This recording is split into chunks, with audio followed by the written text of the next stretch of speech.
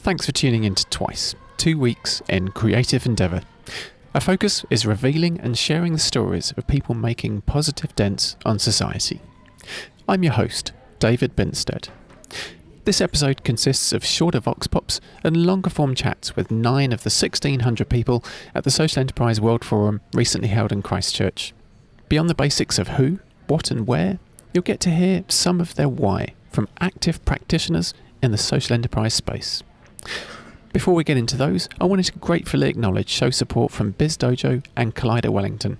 Firstly, Emma, Joel and Peter, with brief introductions before the opening ceremony got underway. My name is Emma Xu. And where are you from? I'm from Taiwan. Our association is about Taiwan indigenous people and their development of culture and industry. Yeah, because there is some challenge happen in Taiwan about the association development. So I'm looking forward to have some new opinions from other peoples. Yes. Your name and where you're from? My name is Joel O'Malley. I'm from the Auckland Council, and it's a social innovation unit inside the Auckland Council called the Southern Initiative. So here in the World Forum, one of my roles in Auckland Council is to support social entrepreneurs. So I hope that I can widen our network with other social entrepreneurs, other social ventures, and also to learn from others. My name's Peter Anderson. I'm from Christchurch here. I teach business studies and accounting at Middleton Grange School. It's all about social enterprise. 2 things, meeting people who are actually going out and doing social enterprise because I teach it. Also, just finding out a lot more about what's happening in all sorts of different ways, not only in Christchurch but around the world. And next, catching up with 2 members of the organising team. The lead director for the whole forum, Helene Malanden, and also Jason Pemberton, both from Arkina Foundation. Hanging out with Helene Malanden, organiser of the Social Enterprise World Forum 2017 Christchurch. Just tell me how your day's going. Really well. So started with a 6:30 visit of the SEWF marae, which was wonderful. We hosted about 200 of our delegates on the marae. From what I heard, everybody's had a wonderful experience, and I suppose a good sign that I could be there and not running around with the team at the Isaac Theatre Hall. So we're all ready to go and confident and feeling quite zen. Awesome. It looks like everyone is smiling and really stoked to be around, the biggest gathering of social enterprise people in the world ever. Having had a quick chat with Joanne yesterday from Community Enterprise in Scotland, she just seems super stoked as well. So how are you going to be able to contain your enthusiasm and excitement? We're not planning to, are we? We're taking over the city of Christchurch. We've got all of these things happening in the city, all of these satellite events, the open stream. I can't encourage people enough to go out and meet the communities. All of these tools, all of these public talks that are happening in the evening, and the space we created for all of you to actually host your own conversations. So please don't retain anything and just share. This is a forum, not a conference. The definition of a forum is people getting together to share and connect. So hopefully we've created something that will enable you all to do so. Just tell me how you're feeling.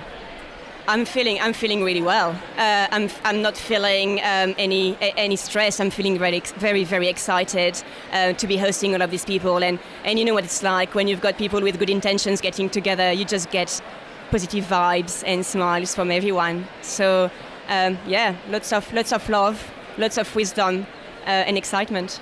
You're looking very cool with it all. So thanks ever so much for giving some time just now. Thanks, David. So my name's Jason Pemberton. I'm standing in the foyer of the Isaac Theatre Royal on the morning of Thursday, the 28th of September. We're at the Social Enterprise World Forum, which is an event that I've been involved in designing and delivering for the last 18 months.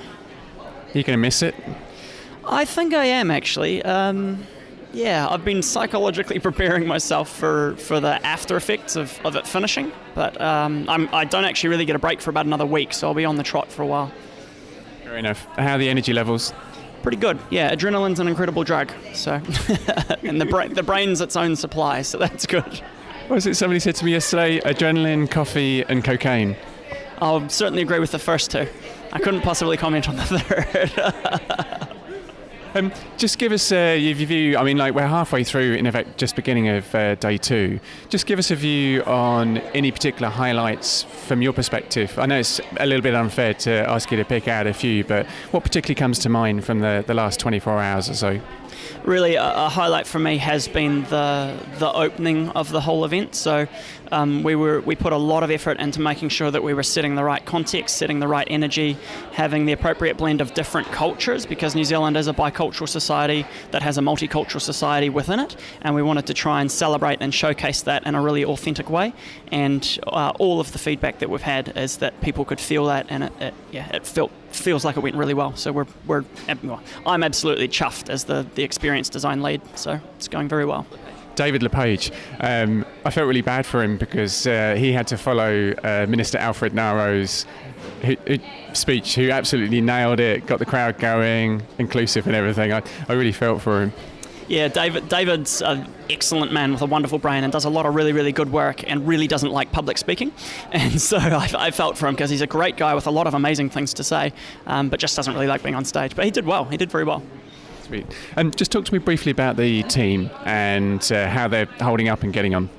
Good. About 3 or 4 days before the event, we had a good sit around the table and we were actually all feeling pretty good. We were at the point where essentially the wheels could have come off the bus completely and we still would have skidded over the line and it was going to be fine. So, which is a weird mix of metaphors, but so the team's all feeling pretty good. We're all a bit sleep deprived, as you'd expect, but we're all able to attend, which is quite nice. We're not in every session, of course, but we're able to kind of be here and experience the thing, and that was a real focus for us. Is that we're all social enterprise practitioners ourselves, and we want to be able to benefit from this event just as much as the next person. So, we're kind of able to do that, which is nice.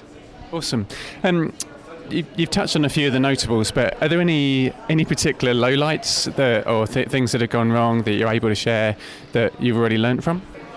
There's always little bits and pieces that go wrong. I mean, coordinating volunteers is a wonderful and terrifying thing to do. And coordinating speakers is a wonderful and terrifying thing to do. So even, we finalise our lists about 11 o'clock each night, and by 6 o'clock the next morning they're already redundant for a lot of things.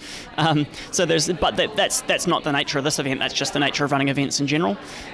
We tried really hard to minimise all of our waste, and people aren't eating as much as we thought they were going to. So we've been running around and making sure that any surplus food is going to people who otherwise wouldn't have food. So there's some things like that are actually really not problems, and certainly not specific to us. So really there's been nothing that's gone terribly wrong. It's quite amazing, actually. Nice. Just go and find some massive bits of wood and touch them quite hard. Yeah, right, exactly. Just knock on the table in my head and everything. Yeah. I've been asking everybody this week on the show, why do you think this event is important for social enterprise in New Zealand and for Christchurch? I think it's really important for Christchurch, as it gives, there are a lot of very, very good people working very, very hard, often for little or no money and little or no recognition. And these are incredible people doing incredible things. And for them to step back and reflect and acknowledge their own amazing work, and to have others stand in front of them authentically and say, look, what you're doing is incredible, you should be really proud. I think, it chokes me up. I think that's a really excellent thing for Christchurch because of the particular context we're in. But that same principle ripples across the whole country. There are lots and lots of people all over the country working in different contexts on different issues that aren't related to the earthquakes but are very, very much real human issues. And so it's really important for us all to be able to be proud of our work and to celebrate our work, as well as to connect with others, our international peers and equivalents, to share lessons and learn and grow and have a bit of fun along the way, hopefully. So social enterprise for the win? Social enterprise for the win. Yeah, the intent or the hope is that this event will really pull up a lot of stuff out of the water that's sitting there, and advance a few conversations. So we shall see. Indeed. Any particular things you're looking for in the next day or so up until the closing shindig tomorrow night? Yeah, so one of the ventures I'm involved with personally is actually plugged in. They're Felt. It's an online marketplace for locally made goods. They're running the marketplace at the Christchurch Art Gallery, and so I want to get over there and see the rest of the team. We've actually just launched yesterday our new mobile optimized website, so it's been a really, really big week for my colleagues at Felt, and I've been completely absent. They're doing it all without me. That's Lucy and co, isn't it? Yes, that's right, Lucy, Marcel and Joe. So they've all been working really, really hard, and so I'm keen to get across there and see them and also just meet some of our makers and all those sorts of things. And then there are a few particular sessions that I'm really interested in personally, some of the ones around housing and another one around the creative economies. So yeah, I'm really looking forward to some of the sessions. Beautiful. Jason, really appreciate your time. I'm also really conscious of taking way more than the couple of minutes that I said initially. Thanks ever so much for giving time. Great to be here. Thanks, mate. Next, there's a longer form 20-minute chat with Preet, Aroha and Finn, 3 members of the large youth cohort that attended the forum as part of the Inspiring Stories Future Leaders programme. Kia ora whānau. My name is Preet. I'm from Korero. It's a small town in the Bay of Plenty. So I'm with the Future Leaders from Inspiring Stories. Kia ora koutou katoa, ko Aroha Piri tōku ingoa no Hokianga Ahau. I come from a little place in the Hokianga, which is like in the top of the North Island, called Horeke. And I'm alongside with Preet. I work with Inspiring Stories on the Future Leaders program. Kia ora, my name is Finn Boyle. I am born and bred in Dunedin and now very much choose to be in Dunedin. And I'm here. What program am I on through Inspiring Stories? I know that I'm here through the Youth Bursary Fund here at the Enterprise World Forum. I was also through basically the same channel at the Festival for the Future through Inspiring Stories as well. It's kind of like you got a season ticket or something. Something like that, yeah. Yeah. This year's just been full of like funny little opportunities like that have popped up. It's been amazing. Like you said, Finn, we're at the Social Enterprise World Forum, 10th time it's been held, 2017 in Christchurch. Preet, just tell me how your experience has been going today. You've been having a good time? Yeah, it's actually been really amazing. I've got to know so many cool people here, so many inspiring stories to take back home and share with my whānau back home. Amazing ideas, and man, it's mind-blowing all the things people come up with, eh? Like, yeah, awesome. Yeah. If there's something particular from today that has stuck in your mind as being like something that you've taken away, don't mean to put you on the spot about it, but I just have, I'm afraid. No, there's just been heaps of amazing things. I'll say something. So this morning there was, I forgot her name, but she was a girl from Indonesia. So she was talking about how the government didn't really like their idea sort of thing. And I feel like that's the same, not the government, but the society, community of our Korero community.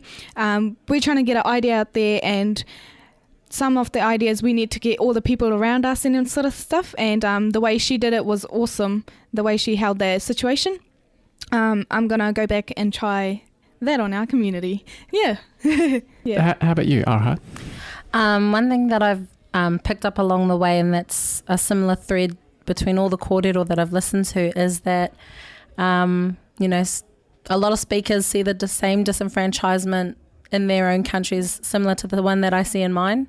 And I'm not just saying, you know, just because it's election year that things are going a little bit erratic, but I would say in my own community it's hard. And what I'm noticing, especially here, is that there are solutions to solve that problem.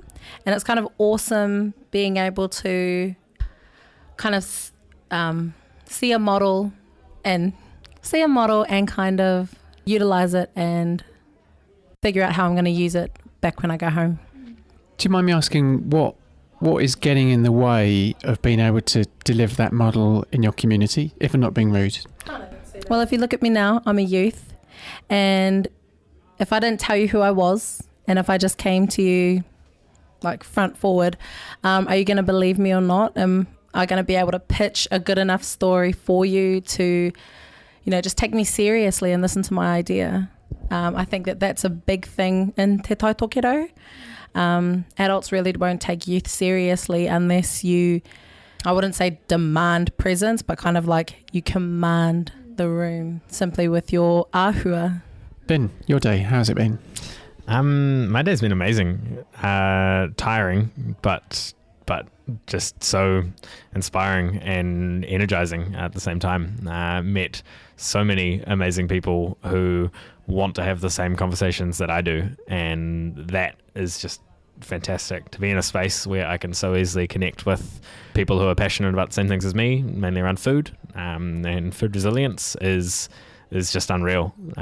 Just food, plain food. Yeah, conversations around food, perfect.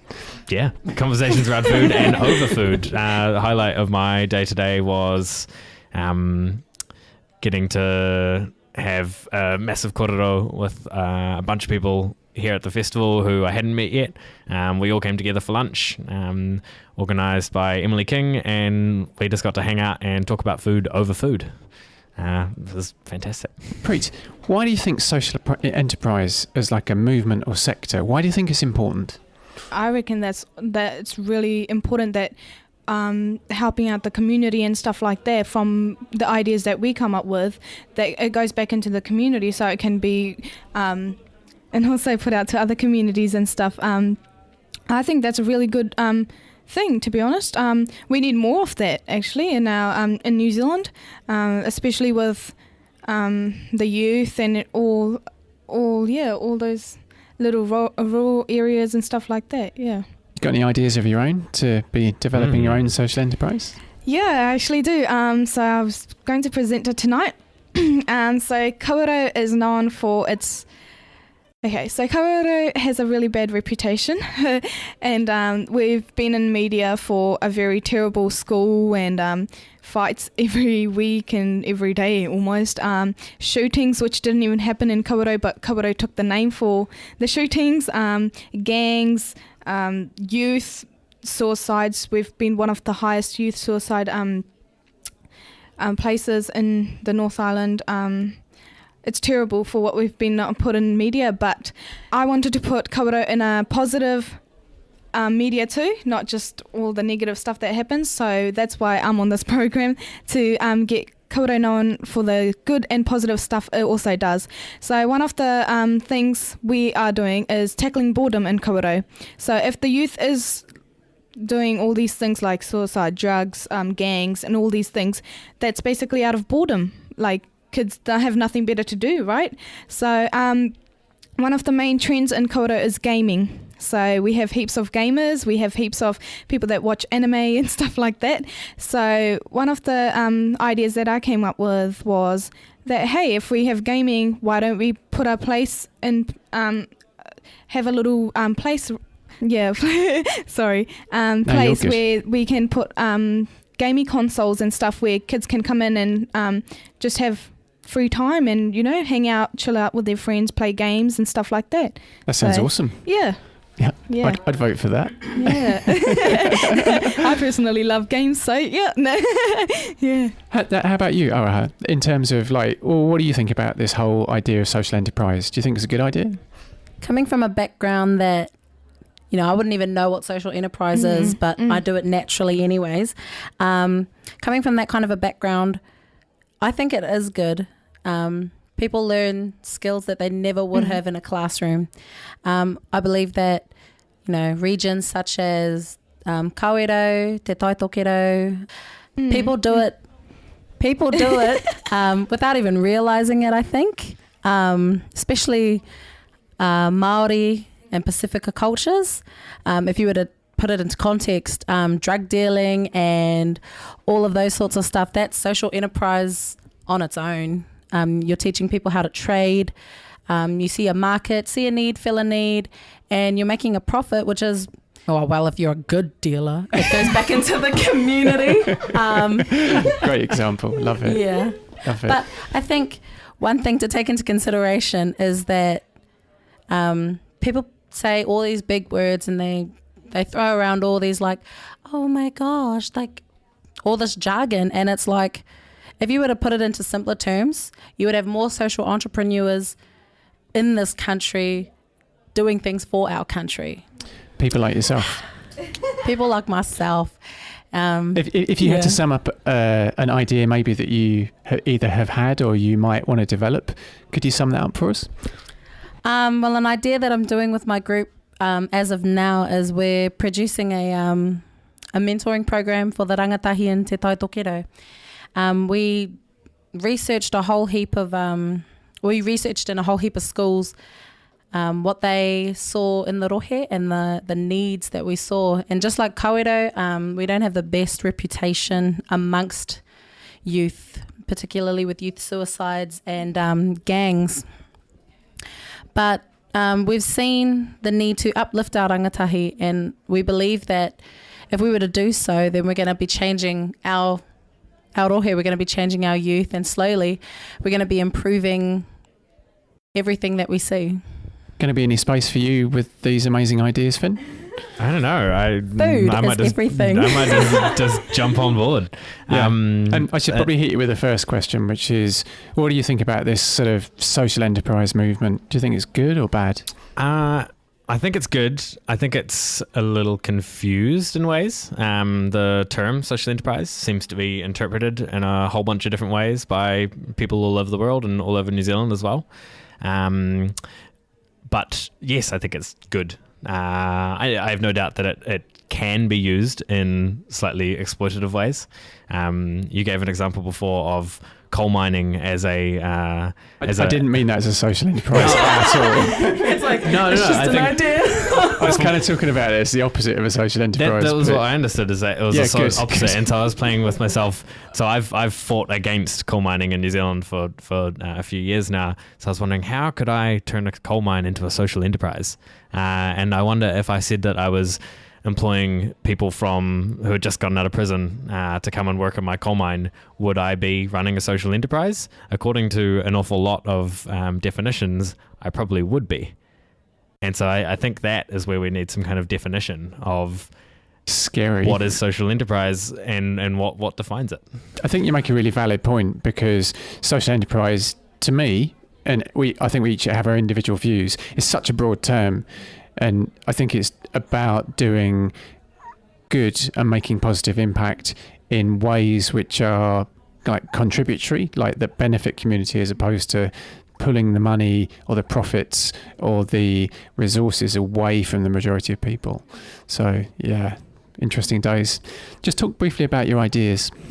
Ideas I've been playing with. Something that has absolutely captured my imagination today especially, but as something I've kind of been thinking about for a while, is the need for an organics waste processing service around my town in Dunedin. So what happens to all the food waste that can't be redistributed to community groups? At the moment, sometimes it ends up in personal compost bins, or sometimes it goes to pig farms or something like that, but an awful lot of it ends up in landfill.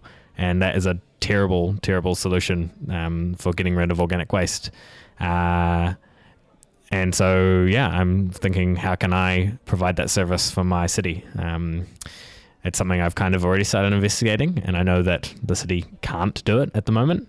So I know that there are some barriers there that I need to figure out how to overcome. But can't is not the same as won't. Can't is not the same as won't. Exactly. Totally. Yeah. I've taken too much of your time already. Really fascinating conversations. Got a couple more for you. What are you looking forward to tomorrow? I would definitely say I'm looking forward to more Korero, specifically around the workshops that I'm going to be doing. I don't actually have my lanyard to tell me what I'm doing, but you don't need to look at yours. But we're probably all different, you know.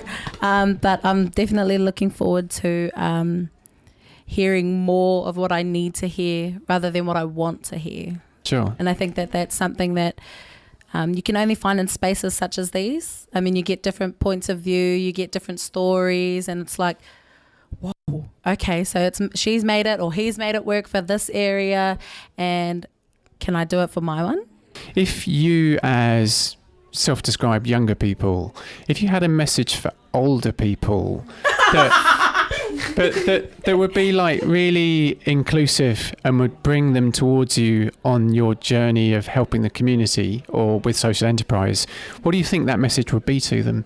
I think one thing that I would like the older generation to kind of take into consideration is to trust my judgment. I know I may be young, and to you I'm inexperienced, but in this modern age, I do more research because I'm so engaged on my phone. My phone is like my right hand.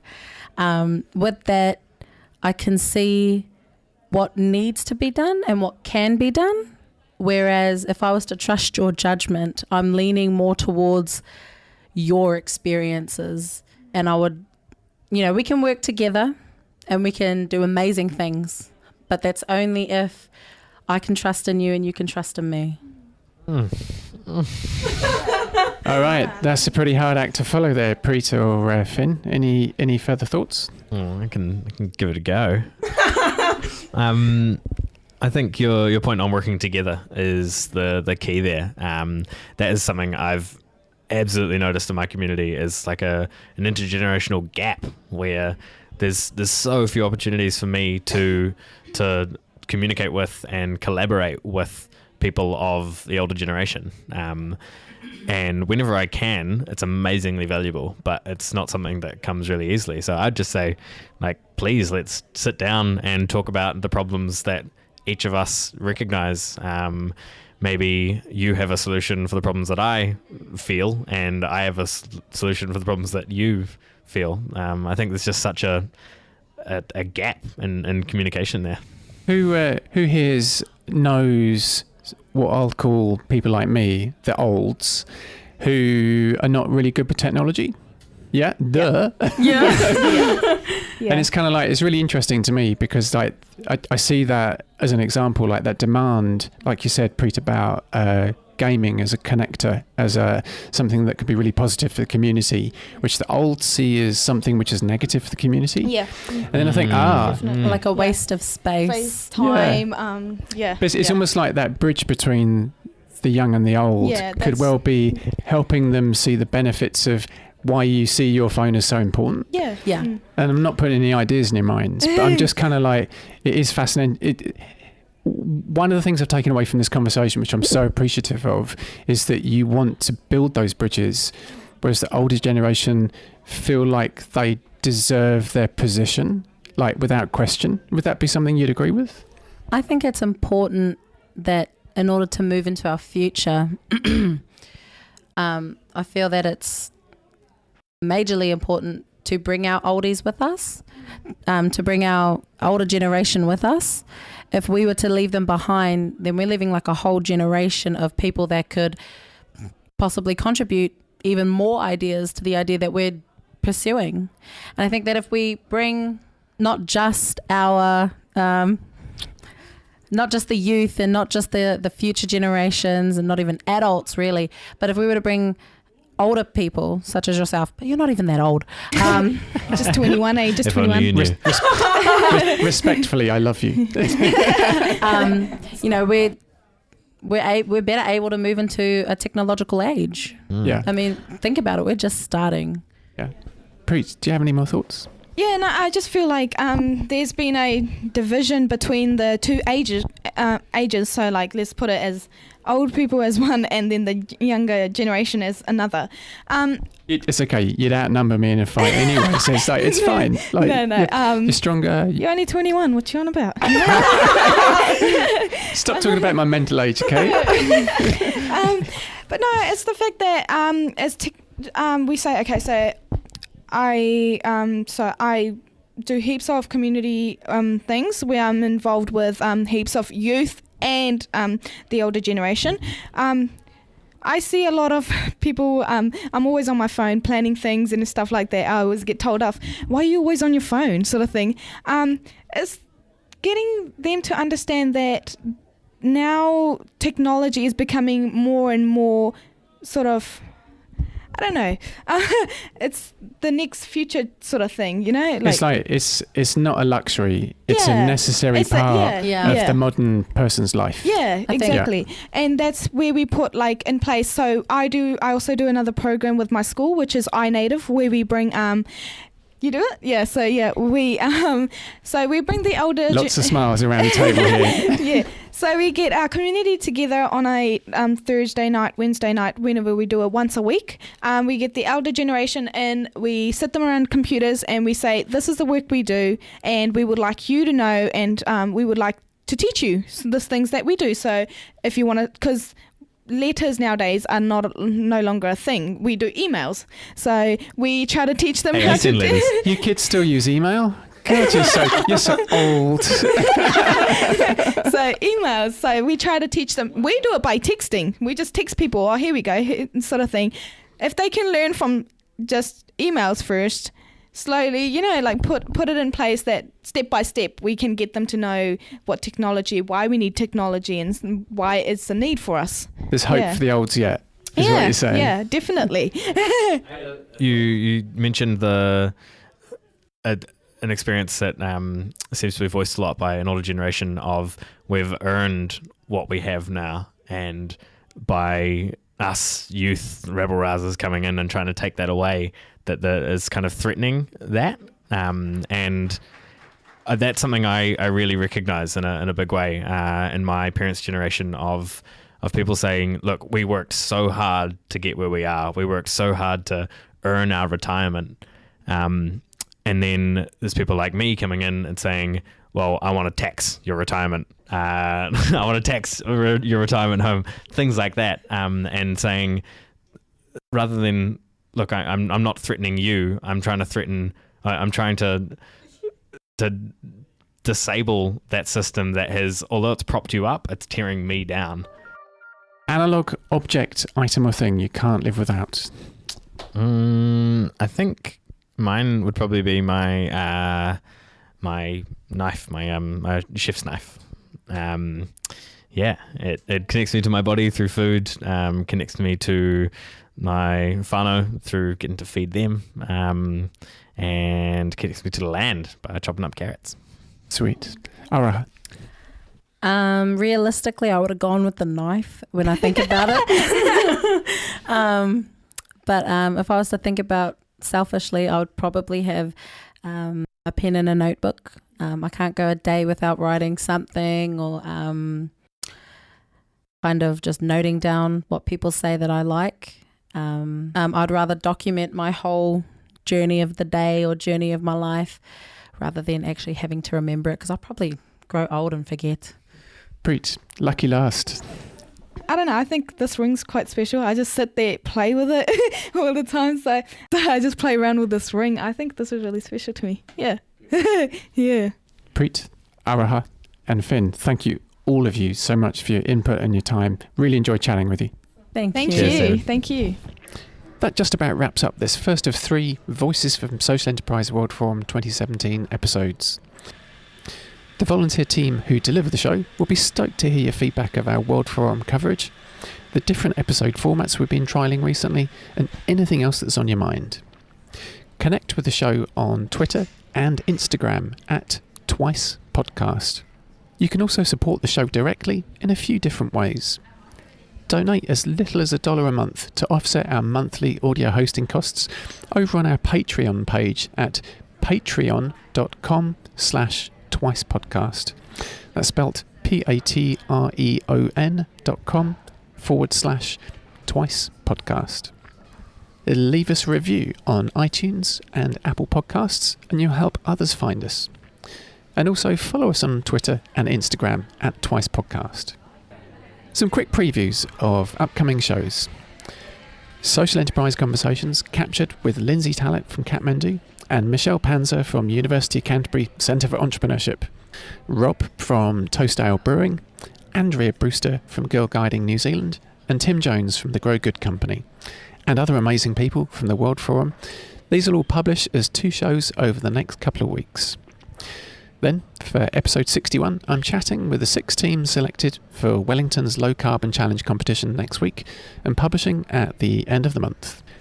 And in a welcome return of our signature long-form show, we're tasting craft beer and chatting social enterprise development with Louise Aitken and Chris Blues, General Manager and International Director at the Arkina Foundation, the organisation responsible for organising and delivering the Social Enterprise World Forum.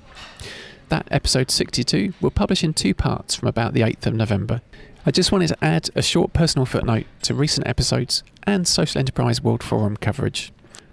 Those daily shows and other event coverage were amongst the most challenging but also rewarding professional endeavours I've ever undertaken.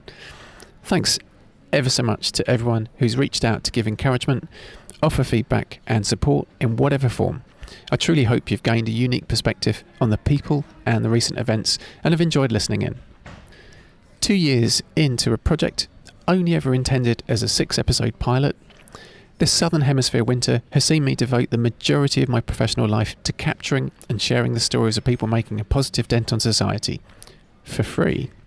My motivation to produce the show was, and remains, to be useful to capturing and sharing those authentic stories, and I'm exploring ways for that focus to become sustainable with the support of corporate, sector and philanthropic partnerships.